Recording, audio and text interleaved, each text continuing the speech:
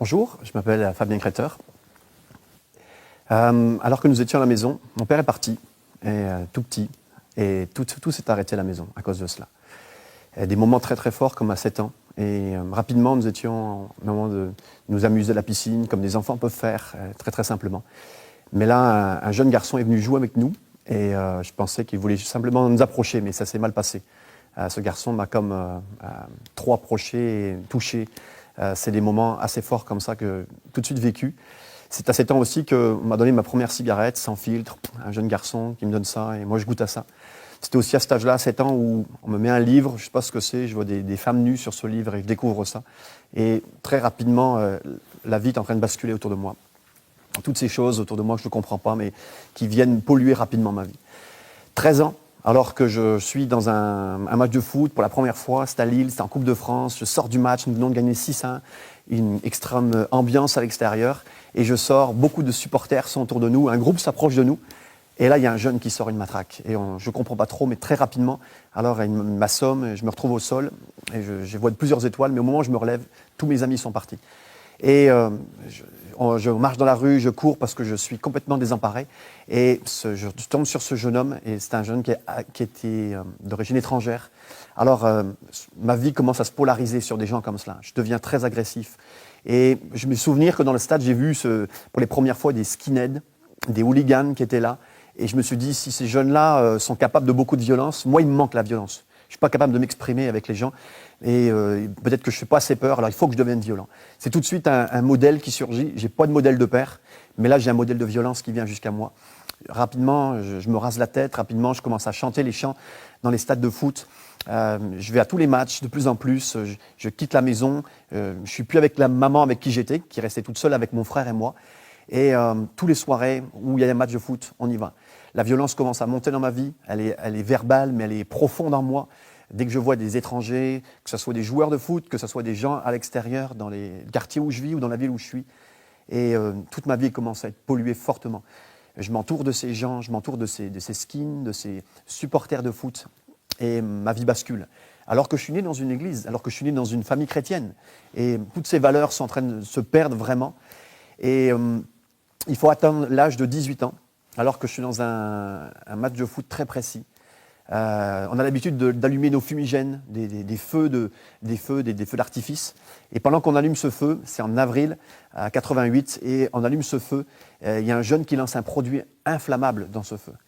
Je le vois, je sais ce qu'il va faire, c'est pas une erreur, c'est grave ce qu'il va faire. Et au moment où il le fait, je sais que tout va exploser. Alors je crie à Dieu, parce que j'ai le souvenir que Dieu est capable de faire quelque chose, alors je crie à Dieu. Et je dis à Dieu, protège-moi. Et effectivement, tous les gens autour de moi brûlent sur 5 mètres. Il y a un feu qui se propage sur beaucoup de monde. Les gens tombent dans les escaliers en brûlant, et sauf le feu passe autour de moi. Je vois le feu me passer autour du visage, le corps entier. Je ne suis pas brûlé, mais tous les gens brûlent autour de moi. J'ai souvenir, je saute dans le stade, je saute dans les tribunes, j'essaie de m'enfuir alors que la police intervient. Je sors du stade, il y a les sirènes, il y a tous les gyrophares qui sont là. Et je me dis, qu'est-ce que j'ai fait de ma vie ? J'ai 18 ans, je suis là, qu'est-ce que j'ai fait de ma vie ? Alors que je suis né dans une famille où ma mère m'aimait, même s'il n'y a pas le contexte, mais qu'est-ce que j'ai tout dilapidé.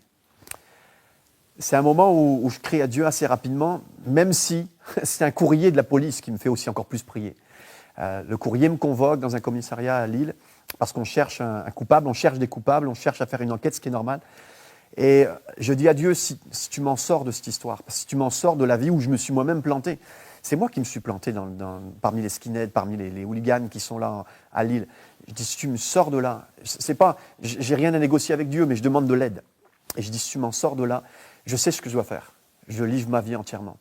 Je sais que ce soir-là, Dieu m'avait aidé déjà pour la bombe. Je sais que je comprends plus que la croix. Dieu ne m'est pas sauvé ce soir-là seulement au stade, il m'avait sauvé à la croix. Mais là, j'ai besoin d'une intervention. Et alors que je vais au commissariat de police, je crie à Dieu. Je demande son aide très très simplement, mais c'est profond. Mon cœur a besoin de Dieu. C'est vital. Je suis déjà dans la mort depuis longtemps. Et Dieu fait l'intervention. Je sors indemne du commissariat. En sortant du commissariat, j'ai vraiment vu l'intervention de Dieu. Le fait que je sois protégé ce soir-là dans la bombe, parce que j'ai crié à Dieu, j'ai parlé, j'ai prié qu'il me sorte. Effectivement, il m'a sorti. Et tout me disculpe. De toute façon, je n'avais rien fait, mais quelque part, ce soir-là était l'apothéose de toute cette vie gâchée que j'étais en train de gâcher. Ces moments-là me ramènent à l'église vraiment. J'allais à l'église tous les dimanches, mais c'était forcé. Mais là, c'est un cœur qui revient à l'église, c'est un cœur qui maintenant s'ouvre vraiment à la parole de Dieu, aux prédicateurs qui peuvent prêcher, à la musique qui est jouée. Et à chaque moment où le pasteur peut prêcher, à chaque moment où il y a des prières intenses, où il y a cette musique qui peut retentir à l'église, je pleure, je suis touché. Je pleure, je suis touché parce que je vois aussi tous ces jeunes que j'avais amenés dans le milieu du football revenir à l'église comme moi, parce que certains jeunes croyants s'étaient éloignés de Dieu et je les avais amenés dans le stade. Et je vois ces jeunes revenir. Et là, ma vie est déjà touchée personnellement parce que je comprends que Dieu m'a pardonné. J'ai cette impression, et c'est sûr, moi qui connaissais Dieu tout petit, qui ne l'avais pas adopté comme un Père céleste, qui ne me laissait pas adopté comme un Père céleste, je vois la grâce de Dieu. Parce que moi, je connaissais l'Église, moi, je m'en étais enfui, moi, j'avais tout fui, cette vie que Dieu me proposait. Alors, en revenant comme ça, je me sens encore plus gracié que d'autres. Je me sens plus gracié. Et de voir sa main sur moi, de voir ce changement qu'il a opéré, parce que ma vie était tellement pleine de toutes les casseroles que j'avais pu prendre sur la route, toute la saleté, toutes les addictions que j'avais pu cumuler entre la cigarette, la pornographie, des saletés, tout ce que tout un jeune peut prendre, je l'avais pris. Et Dieu a pris ça en main. Dieu m'a vraiment tellement lavé au travers de son Fils, au travers de son sang, très très simplement. J'avais tellement mal à me pardonner de tout le mal que j'avais fait de m'éloigner de Dieu, que lui me prenne très simplement dans ses bras.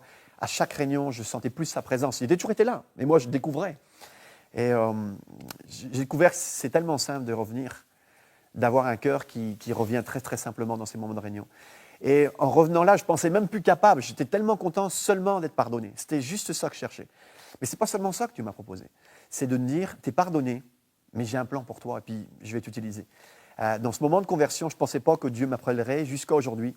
Et aujourd'hui, je suis converti, mais aussi je suis pasteur, je le sers. Et d'avoir toute une vie maintenant qui va beaucoup plus loin que je pensais.